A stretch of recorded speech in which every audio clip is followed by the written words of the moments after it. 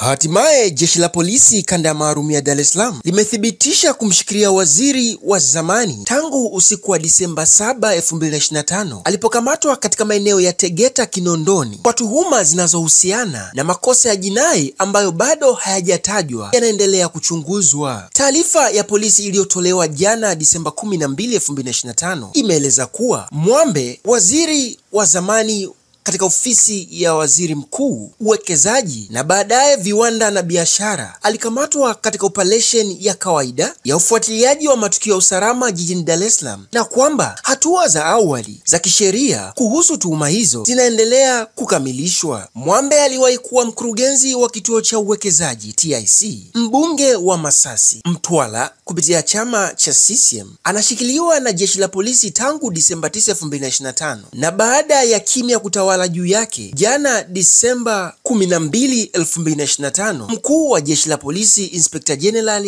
IGP, mkurugenzi wa mashtaka DPP na mkuu wa upelelezi wa makosa ya jinai kanda maalum ya Dar es Salaam ZCO walifunguliwa mashtaka mahakamani kwa kumshikilia kinyume cha sheria. Shauri hilo la maombi ya namba 289778 la mwaka 2025 lilifunguliwa na Mwambe akiwa mwombaji kupitia kwa wakili wake Hekima Mwasipu katika mahakama ya hakimu mkazi Kisutu chini ya hati ya dharura, na lilipangwa kusikilizwa Disemba 15 mwaka 2025. Mbali na taarifa hiyo, polisi imetoa wito kwa wananchi kuendelea kuwa watulivu na kuviachilia vyombo vya dola kukamilisha taratibu za uchunguzi na hatua za kisheria. Hatua hiyo imekuja siku chache baada ya waziri wa mambo ya ndani George Simbachawene kulitaka jeshi la polisi kuzingatia ukamataji wa staha na kufuata sheria za nchi. Nini maoni yako kuhusiana na taarifa hiyo ya kushikwa kwa waziri Mwambe na jeshi la polisi tangu Disemba 7 mwaka 2025